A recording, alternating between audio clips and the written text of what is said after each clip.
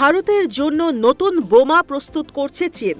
তবে সেই বোমায় নেই বিস্ফোরক ইউরেনিয়াম, ট্রিটিয়াম, টিএনটি, আরডিএক্স কিংবা অ্যামোনিয়াম নাইট্রেট। শীতল এই বোমায় আছে পানি।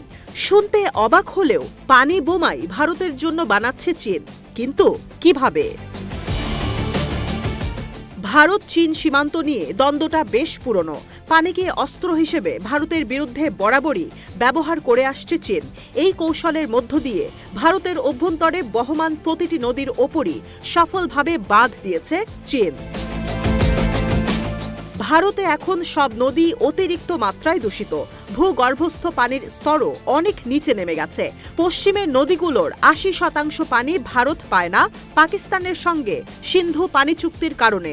পানি রক্ষায় পদক্ষেপ না নিয়ে এখন বিপর্যয়ের দ্বারপ্রান্তে পৌঁছে গেছে ভারত। উল্টো দিকে ৭৫ বছর আগে চীন আভাস পেয়েছিল দেশে পানির সংকট হবে, যে কারণে তিব্বতকে নিজেদের দখলে নিয়েছিল বেইজিং। কারণ তিব্বত ছিল পানির অন্যতম উৎস। এখন দক্ষিণ এশিয়ার বড় নদীগুলোকে কম বেশি নিয়ন্ত্রণ করছে বেইজিং। কারণ ভূপৃষ্ঠের উপরিভাগের পানির ৭১,৮০০ কোটি কিউবিক মিটার পানি প্রবাহিত হয় তিব্বত দিয়ে।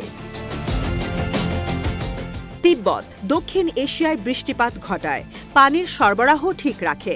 তিব্বত পানির মজুদাগারও বটে। এখান থেকে সব দিকে প্রবাহিত হয়ে বিভিন্ন দেশে যায় পানি। আর্কটিক আর অ্যান্টার্কটিকার মতো পৃথিবীর সবচেয়ে পুরনো জমাট বাঁধা বরফ তিব্বতে রয়েছে। চীনের স্বায়ত্তশাসিত এই অঞ্চলকে এশিয়ার পানির টাওয়ারও বলা হয়। বিশ্বের সবচেয়ে উঁচু আর বড় মালভূমিতে অবস্থিত এই পানির ব্যাংক পৃথিবীর সমুদ্রপৃষ্ঠ থেকে ৪,০০০ মিটার উঁচুতে অবস্থিত। হিমালয় ১৮,০০০ মিটার পর্যন্ত উঁচু হিমবাহ রয়েছে।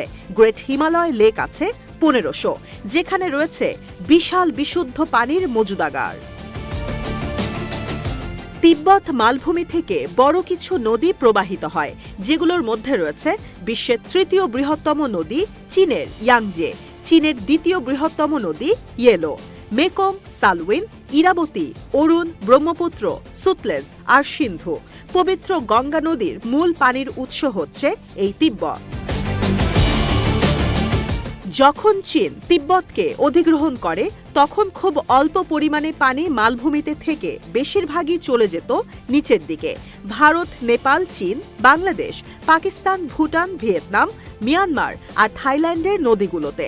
এখন নদীগুলোর স্বাভাবিক গতিবিধি, অর্থনৈতিক স্বার্থে পরিবর্তনের কারণে তিব্বতের মালভূমিতে চীনের প্রভাব রীতিমতো আশঙ্কার পর্যায়ে চলে গেছে।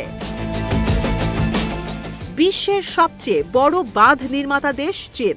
গেল ৭ থেকে ৮ দশকে ৮৭,০০০-এর বেশি বাঁধ তৈরি করেছে দেশটি।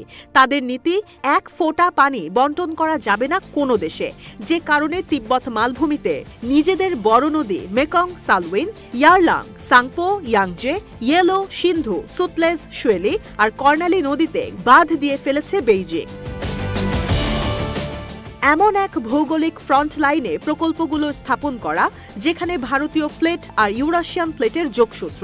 যদি এই অঞ্চলে কোনো প্রাকৃতিক বিপর্যয় হয় আর যদি তিব্বতের বাঁধ চায় ভেঙে, প্লাবিত হয়ে যাবে পুরো নিম্নাঞ্চল। ঝুঁকির কারণে তিব্বতের নদীগুলোতে এই বাঁধ নির্মাণও জন্ম দিয়েছে বিতর্কের ও সন্দেহের। ব্রহ্মপুত্র অরুণাচল প্রদেশের সিয়াং নদী দিয়ে ভারতে প্রবেশ করে। ৪০০ কিলোমিটার প্রবাহিত হয়ে নদীটি দিবাং আর লোহিত নদীর সঙ্গে মিলিত হয়ে ব্রহ্মপুত্রের সৃষ্টি হয়। এই নদীর গতি প্রকৃতি বাঁধ দিয়ে নিয়ন্ত্রণ করেই ভারতকে চাপে রেখেছে চীন। ব্রহ্মপুত্র নদীর ওপর বিশ্বের সবচেয়ে বড় হাইড্রো পাওয়ার ড্যাম তৈরির পরিকল্পনা শেষ। তিব্বতের মালভূমি দিয়ে নদী প্রবাহিত হওয়ায় এই নদীগুলোকে ভারতের বিরুদ্ধে বোমার মতো ব্যবহার করছে বেইজিং।